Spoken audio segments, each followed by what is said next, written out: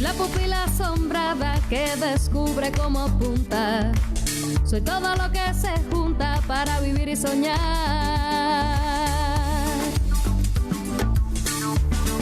Una mirada lo dice todo. Los caminos están y otros habrá que inventarlos. La audacia y la prudencia no son incompatibles si es que nos remitimos a su esencialidad. De lucidez política se trata y de ella que combinada en la imaginación potencia la inteligencia creativa. Es Alfredo Guevara. Con él emprendemos esta aventura espiritual que lleva por santo y seña la pupila asombrada aquí, tú lo sabes, donde siempre, siempre eres bienvenida, bienvenido y también viceversa.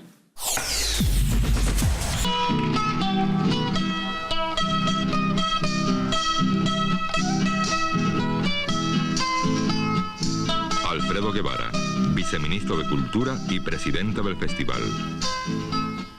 En esa cultura criolla, nacida del mestizaje de muy antiguas civilizaciones que confluyeron dramáticamente en el instante preciso de su máximo esplendor, entierra sus raíces el nuevo cine latinoamericano. Compañeros, hermanos de nuestra América, les esperamos nuevamente en 1980 en el segundo Festival Internacional del Nuevo Cine Latinoamericano y con la alegría del inmenso caluroso abrazo que hoy termina, con la esperanza del reencuentro en el próximo festival y con la tristeza de decir adiós, declaro cerrado este primer Festival del Nuevo Cine Latinoamericano.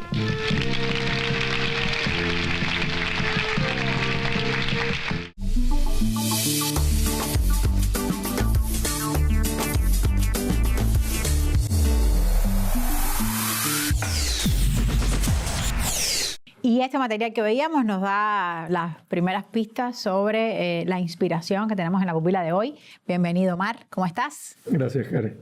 Centenario de Alfredo Guevara. Hemos llegado justo en el final mismo del 2025 al centenario de Alfredo Guevara. Alfredo se nos hace secular. Una gran figura de la cultura cubana. Digo la cultura, aunque parezca un lugar común, en su sentido realmente más amplio. Pretendo desarrollarlo, porque me parece que aunque Alfredo tiene un reconocimiento, incluso un gran reconocimiento, en mi opinión, faltaría más. Porque la obra de Alfredo a veces se tapa con un par de titulares. El fundador del ICAI, por ejemplo, y claro que eso es absolutamente central. Pero Alfredo desarrolló muchas más cosas. Desde el ICAI, en efecto, como una figura que eso se ve menos hoy, cumplió innumerables misiones y tareas asociadas y no asociadas directamente a su contenido como presidente del Instituto de Cine. Pero bueno, vamos a diferenciarlo. La fundación del ICAI también parece algo hoy, han pasado más de 60 años y parece algo dado, pero el ICAI y su labor son inconmensurables. Y el papel de Alfredo, con Fidel detrás de apoyo, es absolutamente cenital. Porque no solo fue hacer un instituto para hacer películas. Esa era una parte clarísima, y películas en todo sentido, animados, documentales, distintos tipos de audiovisuales. Pero en realidad el gran objetivo era cambiar, ampliar la cultura cinematográfica en Cuba, que venía de una típica tradición pro-hollywoodense como única pauta, y Alfredo y el ICAI lo lograron. Y ese fue la obra magna del ICAI. Y junto a eso, incentivar el pensamiento. De ahí uno puede citar la revista Cine Cubano, decenas de seminarios, las intenciones y los logros editoriales. Fue un ramillete de acciones para lograr ese gran objetivo. Y para lograr que ese objetivo fuera nacional, no solo fuera los muchísimos cines que había en La Habana, en otras provincias que había muchos, y en los campos que había muy pocos o ninguno. Y realmente el sistema logró eso. Y Alfredo fue, por supuesto, capital, porque Alfredo representa, yo diría, un tipo de intelectual. Seguro vamos a pensar en 2 o 3 gente inmediatamente. Un tipo de intelectual que felizmente se nos ha dado en Cuba, que es un intelectual que obviamente piensa, genera un pensamiento, lo promueve, pero también practica, gestiona, hace. Y esa es la trayectoria de Alfredo. Y practica y hace en bien de los demás. Por supuesto. Porque hay también esa matriz de que sirva, de que ese arte sirva a otro. Y eso tiene que ver, en mi opinión, en el caso de Alfredo, me parece que hay que destacarlo, porque estamos hablando de un intelectual revolucionario. Tú hablabas de Fidel y de su relación con Fidel, y esa relación con Fidel no es después de la revolución. Venía de... Es decir, hay una lucha compartida, hay un deseo de una revolución compartida desde mucho antes de que ese hecho llegue a concretarse. Y siempre se reconocieron mutuamente la importancia que tuvo aquellos primeros encuentros cuando se conocieron y juntaron. Y se vieron, y ese verse más que mirarse. Acción y propósito, cuando nada de eso era muy visible. Y hay que destacar de Alfredo, además, que nunca eludió la polémica. Alfredo fue siempre un polemista, diría incluso un polemista temible. En una cierta etapa más o menos final de su vida fue reuniendo sus documentos internos del ICAI, públicos, cartas, correspondencia, etc. Y ahí puedes ver esa obra oculta que había hecho a lo largo de los años por iniciativa propia, muchas veces por encargo de Fidel, que tenían que ver con la política internacional y con sacar a Cuba siempre adelante en medio de las condiciones en que se vivía. Y Alfredo, bueno, algunas de sus polémicas son célebres y son capitales para entender la cultura en la revolución. Porque él mismo dijo, creo que quizás citando a Trotsky, que las revoluciones no son paseos de Riviera. Las revoluciones son necesarias, dice Silvio recientemente, pero nadie le quita ese carácter ciclónico, telúrico, en el que él participó directamente. Y no tiene una trayectoria rectilínea en ese sentido. Hay 20 altibajos en la trayectoria de Alfredo, justamente por implicarse y comprometerse con una serie de proyectos, de polémicas, de intenciones, pero siempre, por supuesto, desde la revolución. Yo decía que Alfredo es un estilo también. Todo en él tenía un particular diseño, y así llegó al final de su vida. Y hoy le agradecemos muchísimo su obra inmensa, que yo creo, repito, que hay que estudiar. Vamos a ver materiales Vamos a escucharlo porque y hay que ponerlo en asomarnos a su primera palabra, persona. a su palabra, que era también muy particular. Él defendía desde la revolución un discurso que no fuera retórico, un discurso que fuera auténtico, propio, activo.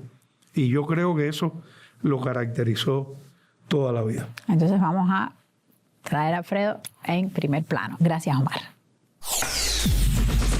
Yo casi siempre tengo una sonrisa en los labios, pero es porque no tengo nada de qué arrepentirme.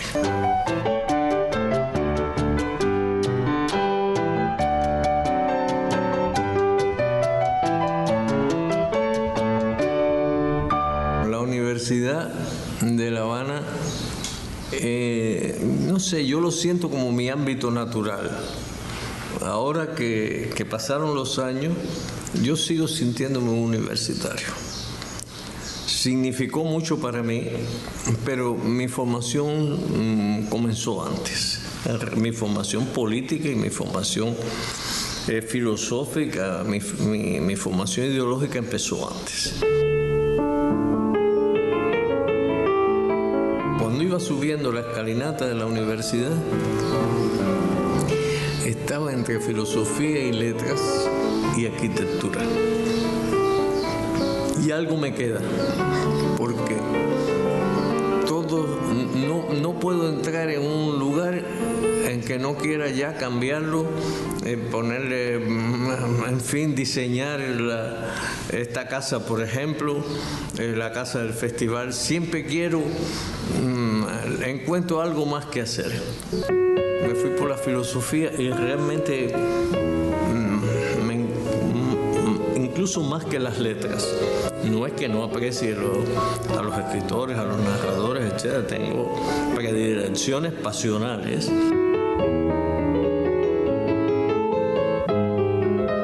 Yo he tenido una relación siempre privilegiada con mis maestros. Y eso comenzó en el kindergarten. Tuve profesores que no olvidaré jamás. En una época, pues, di clase y me encantó. Es un placer que no me he podido dar en continuidad por las tareas que he tenido. Pero el contacto con los jóvenes que están bebiendo y aprendiendo, pero el modelo lo saqué de mis maestros.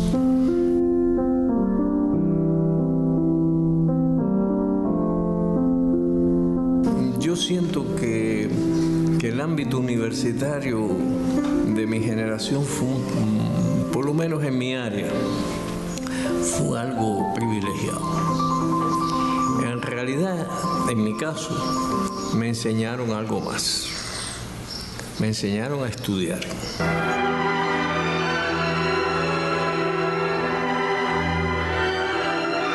Tenía una pasión ya por el cine cuando se produjo el triunfo de la revolución, y aunque Fidel en los primeros instantes me dijo no te vas a ocupar del cine, sabiendo que era mi pasión, porque te necesito para otras cosas, y yo lo acepté naturalmente, pero él es así. En un momento dado me dijo adelante, prepara la ley del cine, y ya yo, por si acaso, había formado un equipito en que estaban Titón, Julio García Espinosa, Santiago Álvarez y otros compañeros que no tuvieron destaque después en el proceso, digamos, en la creación cinematográfica, pero que en el aspecto organizativo jugaron un papel.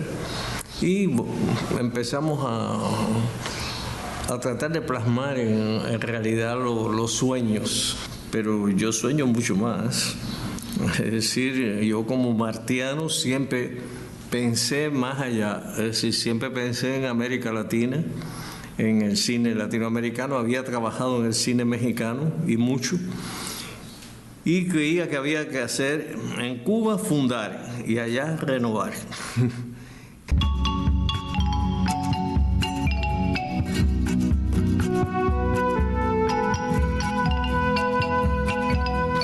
No me siento un fundador del movimiento del nuevo cine latinoamericano, sino uno de entonces jóvenes que echamos a andar aquel movimiento, pero creo que es tan importante el movimiento del nuevo cine latinoamericano como el surgimiento del cine cubano. Pensamos que nos tocaba darle al movimiento del nuevo cine latinoamericano un gran lugar de expresión, para reunirse, confrontar ideas, evaluar lo que íbamos haciendo en cada país, etcétera, y ninguna idea mejor que la de un festival que es una fiesta de la cultura.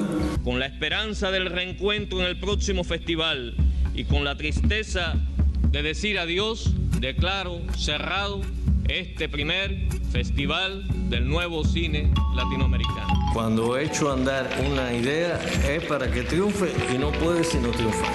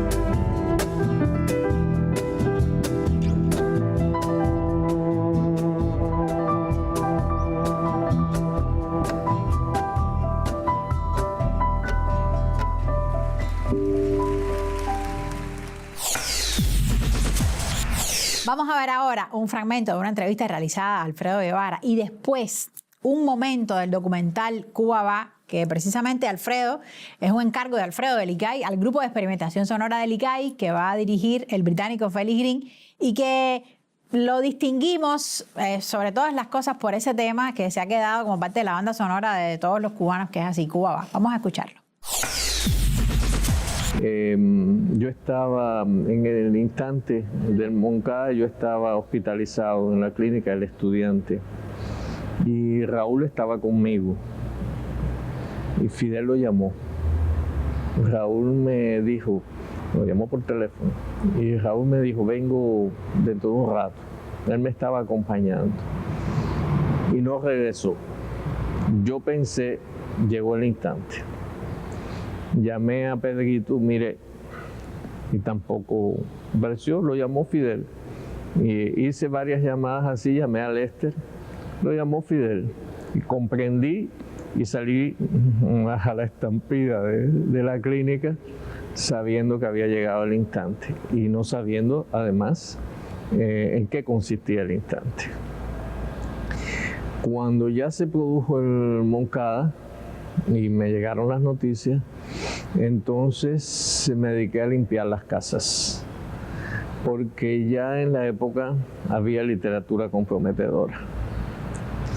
Y tuve la suerte de que entraba en una casa, me llevaba libros y folletos y papeles y después llegaba la policía. Y parecíamos sincronizados. Incluso en la casa de Raúl y Pedrito Miré vivían juntos. Y llegué, me llevé las cosas, después me acordé que quedaban, había llegado la policía, se había ido, regresé yo y me llevé lo que faltaba, que no lo habían encontrado. Pero no esto no pasó exactamente en la casa de Fidel, sino en las casas de otros combatientes. Bueno, no hay que olvidar que soy un político y un revolucionario, más un revolucionario que un político, pero que también soy un artista. Esto lo he descubierto muchas veces en mi vida. Hay personalidades como iluminadas. Yo he visto salir artistas a la escena y no tienen que hacer nada. Simplemente antes de poner en movimiento su cuerpo en la danza o su voz en el canto o tener el gesto que les corresponde, acaso el de un pianista, simplemente por llegar al escenario producen una adhesión inmensa. Es algo indefinible, inaprensible, pero que existe y que en Fidel está.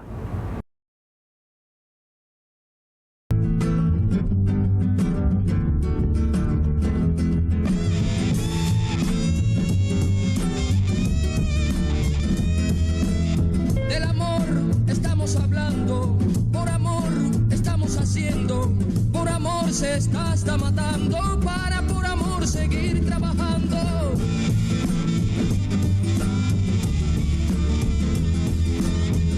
Que nadie interrumpa el rito, queremos amar en paz, para decir en un grito, Cuba va, Cuba va, Cuba va.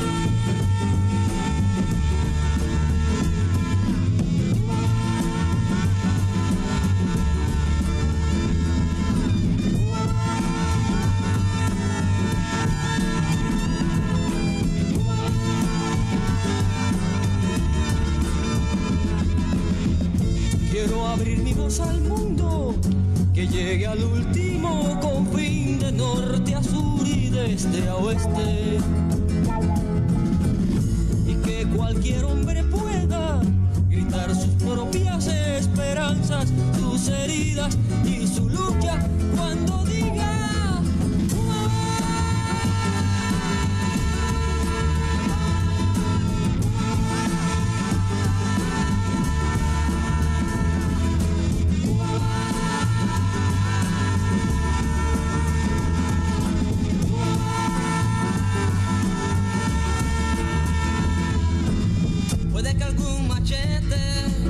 se enrede en la maleza, puede que algunas noches la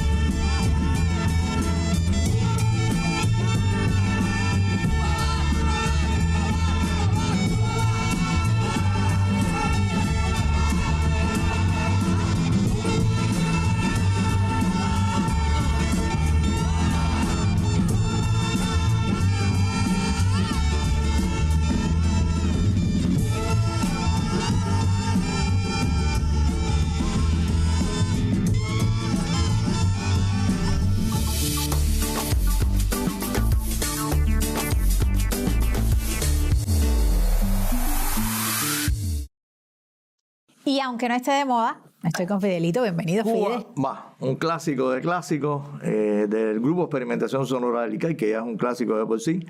Y todo confluye, ¿no? Como tú dices en el programa, Karen, porque Alfredo Guevara tiene mucho que ver con toda esta historia. Y en ese espíritu conspirativo con Fidel, con Ayer Santa María, en el año 59, Fidel, y no por azar, de las primeras instituciones que funda está Casa de las Américas y el ICAI.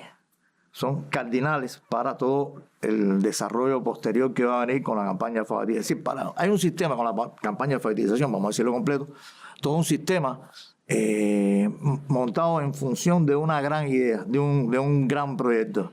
Y se van a poner al frente de esas instituciones, Fidel, a dos personas hablando de gente clave. Para él. Es decir, primero, de su máxima confianza, porque han venido con él desde las luchas estudiantiles, desde que él vino para La Habana a estudiar en la universidad. Y bueno, dos personas además, la sensibilidad de Santa María, compañera de él de las Artes Moncada, y bueno, la hermana Abel.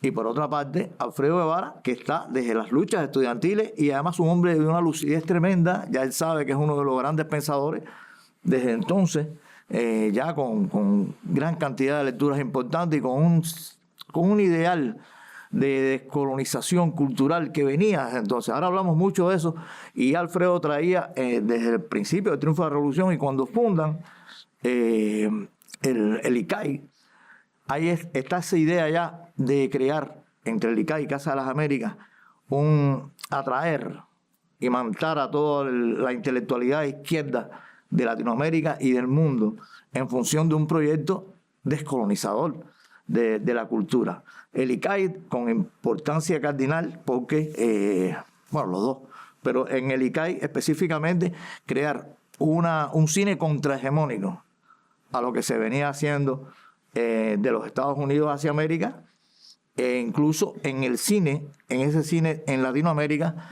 que viene marcado por pautas, digamos que también creadas desde el centro de Hollywood como idea colonizadora. Y entonces esto va a dar... Sí, en esa lógica, te interrumpo, Sí. en esa lógica siempre pienso que en la pupila decimos, bueno, los noticieros latinoamericanos y Santiago Álvarez, por supuesto, la gran vida de esa institución, porque el noticiero fue una institución cultural, pero en los primeros noticieros de ese primer año uno puede leer dirección Alfredo Guevara. Los primeros fueron hechos por Alfredo, y además después funda el Festival del Nuevo Cine Latinoamericano en esa misma cuerda. Quien da cabida en esa conspiración de ellos dos. Otra vez vamos a la importancia de ICAI, Casa de las Américas. Alfredo y Aide conspiran en un momento de crítica a algunos de los trovadores que iban surgiendo, de no entenderlo, cierta burocracia, y ¿qué hacen? Alfredo y Aide se ponen de acuerdo y crean el grupo de experimentación sonora del ICAI, un gran taller creativo del que hemos hablado varias veces, que vamos a ligar. Estábamos viendo Cuba Va, y en torno a lo que van a contar todos estos intelectuales que tiene que ver con el grupo de experimentación sonora en el documental. ¿Qué música le vas a poner? Vamos a poner Oda a mi generación de Silvio, que por cierto leí el otro día que se la cantó a Fidel en un encuentro que tuvieron, y que, porque mucha gente asocia Oda a mi generación, que comienza diciendo: a los 27 días de mayo del año 70 un hombre sube sobre su derrota. Y sobre esos días es el discurso de Fidel de la zafra del 70, en mayo, si mal no recuerdo, 19 de mayo, por ese entorno. Y siempre a Silvio le decían que esa canción era en torno a Fidel y aquel discurso. Y dice Silvio que no, que realmente se basó que puede haber influido en algo, pero que se basó en lo que estaba sucediendo con el combate de ideas, con la lucha, las pugnas que se estaban dando en torno, por ejemplo, a los escritores de Kermán Bapudo, en fin, todo ese entorno de luchas de ideas, de debates, y bueno, gente que tenía que sacrificar cosas para seguir adelante. Entonces, bueno, nada, yo creo que esa canción la vamos a traer también del mismo documental que es Cuba Va, que también tiene que ver con Alfredo. Es el documental de Félix Green de 1971, esos mismos días. Y fue un encargo de Alfredo a Silvio, Pablo y Noel, al grupo de experimentación, que hicieran el tema para este documental, que hay varias piezas que salen en el documental, de Noel, de Silvio y de Pablo. Y la de Silvio es precisamente la Oda a mi generación, que liga con esto, y vamos a calzar ese fragmento ahí. Muchas gracias, Fide. Te veo emocionado, como se nota que el tema es de lo que te conmueve. Gracias, Fide. Te veo la semana que viene y nosotros vamos con toda esta propuesta que nos ha traído. Santiago filmó o mandó a filmar varios clips con nosotros y los puso en el noticiero, ¿no? Hoy caminé en el lado de otro Dios, donde ronda el mundo y yo cuando estoy, y vi la realidad bajo una tempestad. Estaban prohibidos en la radio las tonterías que después se vuelven un problema. Era la época en que no nos pasaban por la televisión, entonces la gente nos veía en el noticiero y rompía el bloqueo. En ese trabajo que estuve realizando durante años, pues me entrené en la cosa musical, y la música pues siempre fue un elemento que a mí me sedujo, es decir, me pasaba horas oyendo música. Mira mi herida de otras regiones, como Indochina, bajo el arco del sol. Aide Santamaría habló con Alfredo para que esas voces y esos músicos no se perdieran y no se diluyeran, porque el ICAI era un organismo industrial y tenía una base, una especie de autogestión cultural. Por supuesto, Alfredo Guevara, respetadísimo también, podía hacerlo. En el caso de la Casa de las Américas no era así. Porque no nos daban trabajo. O sea, no solo nos votaron, sino que no nos daban trabajo. No podíamos ganarnos la vida como músicos. Y solamente en el ICAI había una isla hermosa, fuerte, creada por Alfredo, por Santiago, por Julio, por los fundadores, y la Casa de las Américas, creada por Aide, que eran los que proponían y ejercían una independencia de criterios culturales y de autonomía cultural que no permitió precisamente que se establecieran esos cánones destructores, digamos, para la cultura. La decisión de crear el grupo, o sea, de traer al ICAI, a Leo como figura centro y al conjunto de creadores que estaban despuntando, tiene que haber formado parte de una estrategia de política cultural de Alfredo Guevara de proteger a estos jóvenes creadores que todavía no eran figuras, que Alfredo valoraba como gente talentosa, protegerlos de cualquier inclemencia o arbitrariedad a la que podían estar expuestos como parte de esta confrontación ideológica. Leo era mi amigo, ya del ICR también votado como yo en esos mismos días, por otras razones, no sé por cuáles. Y ya nos habíamos acercado y ya éramos cómplices también, ya estábamos muy conscientes de que éramos del mínimo grupo de los no bien vistos. Y ahí habíamos creado un poquito de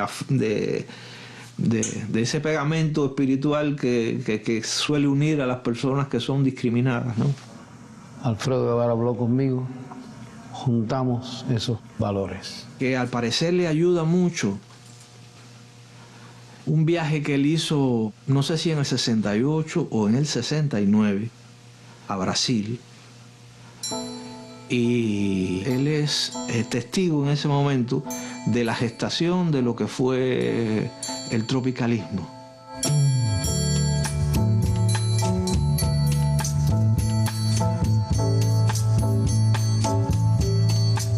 Que salían de lo que era el movimiento de Bossa Nova haciendo un tipo de canción diferente. Y nosotros eso es lo que queríamos.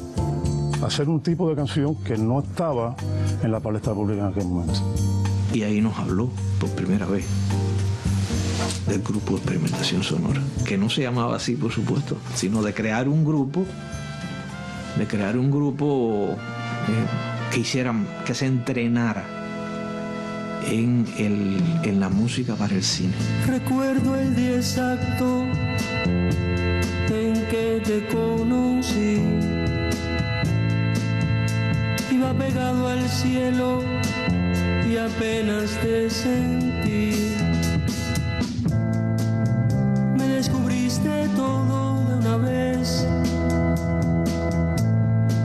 y hacia tu mano abierta me lancé. Y entonces Alfredo quiso hacer otra cosa, que ya no era la canción, era la experimentación sonora. Y por eso en el grupo sonoro se hizo tanta música instrumental y experimental y otro tipo que no tenía nada que ver con la canción. El título suena a Alfredo.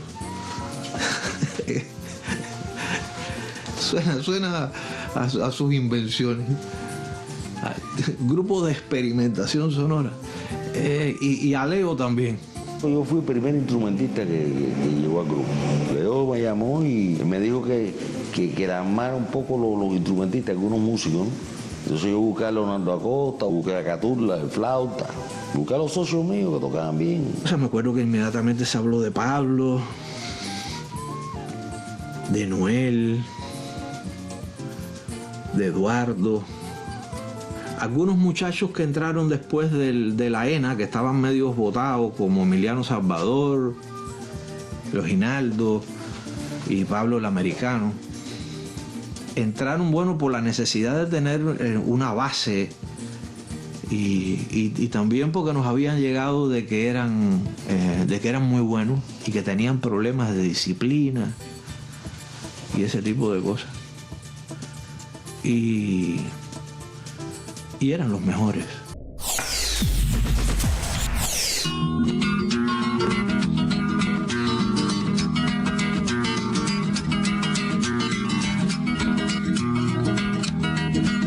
A los 27 días de mayo del año 70, un hombre se sube sobre sus derrotas, pide la palabra. Momentos antes de volverse loco, no es un hombre, es el malabarista de una generación. No es un hombre, es quizás un objeto de la diversión. Un juguete común de la historia, como un monograma que dice el bufón. Ese hombre soy yo, ese hombre soy yo.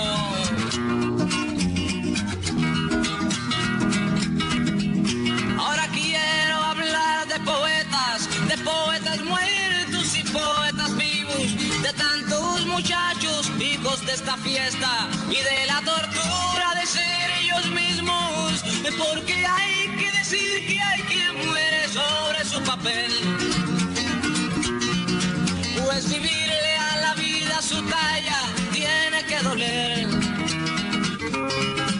Nuestra vida es tan alta, que para tocarla casi hay que morir para luego vivir, para luego vivir.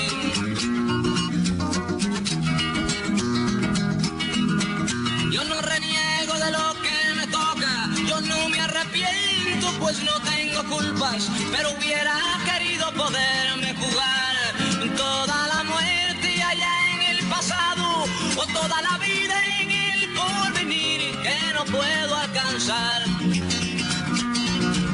Y con esto no quiero decir que me pongo a llorar.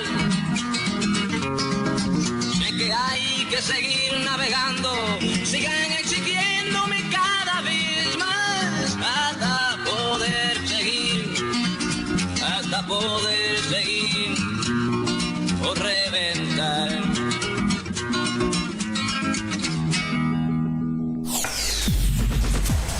Hemos transitado por la vida obra de un eterno hereje revolucionador, Alfredo Guevara, conspirador junto a Fidel desde los primeros momentos en la Universidad de La Habana y hasta el fin de los tiempos. Nos vamos con ambos conspirando por un proyecto humanista, un proyecto poético, un proyecto liberador. Así se despide La Pupila. Hasta la semana que viene. En realidad conocí a Fidel 2 veces. Una, afortunadamente, el primer día de nuestra llegada a esta universidad. Y lo conocí en esa ocasión porque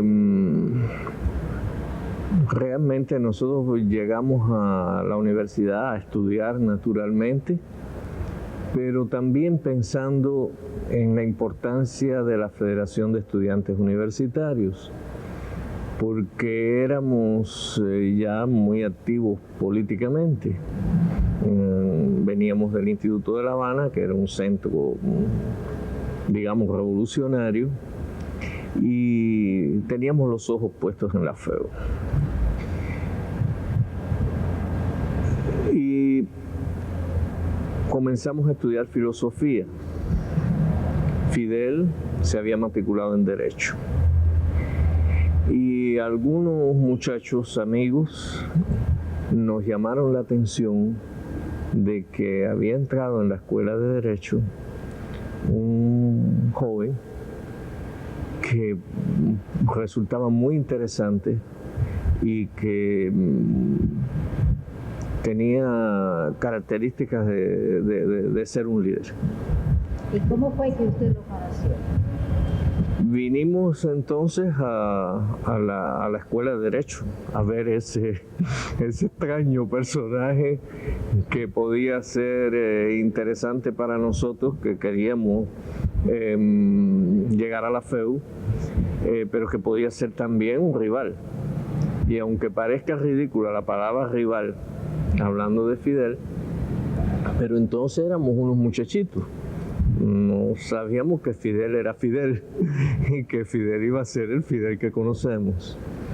Y efectivamente, cuando tuvimos la oportunidad de verlo en asamblea, nos dimos cuenta que era un verdadero volcán lo que había entrado en la universidad, y en erupción además, una tormenta viva. ¿Por qué? Porque Fidel tenía ya desde entonces características muy especiales. La asamblea más compleja, la situación más difícil de desentrañar, él la dominaba con la palabra. Es decir, tenía un arma tremenda. Su encanto personal, su figura que ayudaba, y mucho, y realmente porque organizaba sus ideas en el discurso de modo tal que se apoderaba de las asambleas. Ese encuentro con Fidel nos hizo tener un propósito: conquistarle. Y desde luego no era mi propósito personal, también lo era, sino de todo el grupo. Todos nos propusimos conquistar a aquel muchacho que surgía en medio de la masa estudiantil como algo distinto y subyugante. Y todo eso requeriría una explicación que acaso no es la ocasión de dar en profundidad, pero que yo trataría de resumir. Era una época muy turbulenta. Una época de frustraciones del país, una época en la que toda mi generación se sentía José Martí y esperaban un José Martí. Por eso, en la época, y hay quienes lo recuerdan, yo definí ese encuentro con Fidel, hablando con mi grupo, diciendo: este muchacho va a ser José Martí o lo peor. No puede haber término medio con él. Y puesto que puede ser José Martí, tiene que ser uno de los nuestros. Venga pues.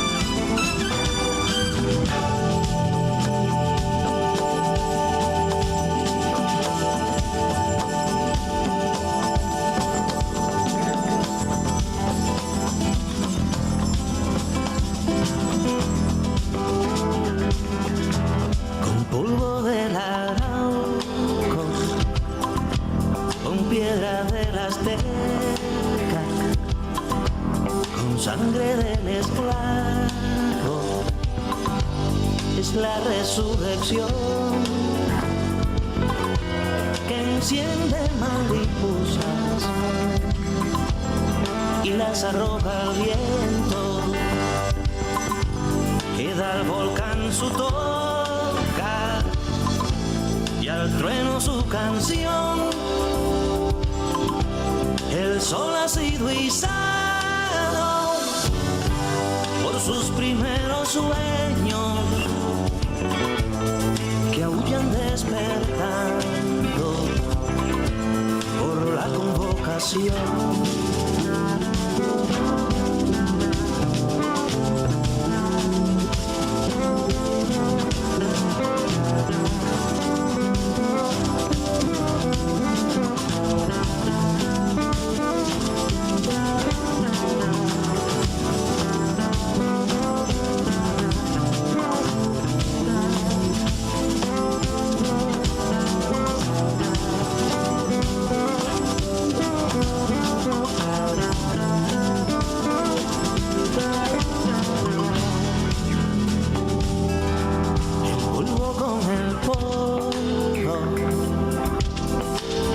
Con la piedra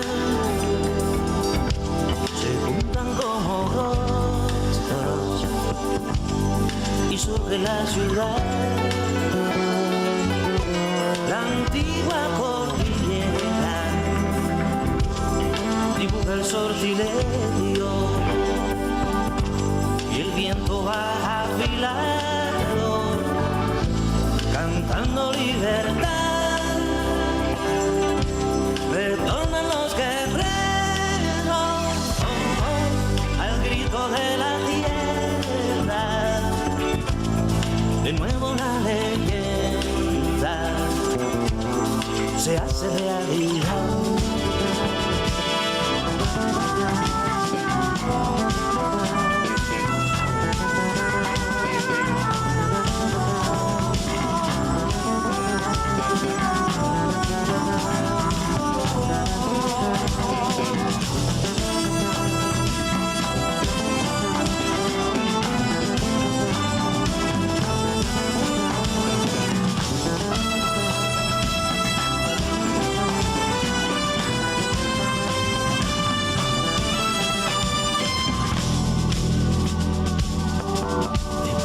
Sin mentiras, de piedras con entrañas, sabiendo que la vida es dura como es. Los muertos no equivocan, su cita con el alba. Los muertos tienen voz, corazón y pies, los muertos han llegado, oh, el tiempo los convoca, los muertos son estrellas que no tienen revés, los muertos son estrellas que no tienen revés.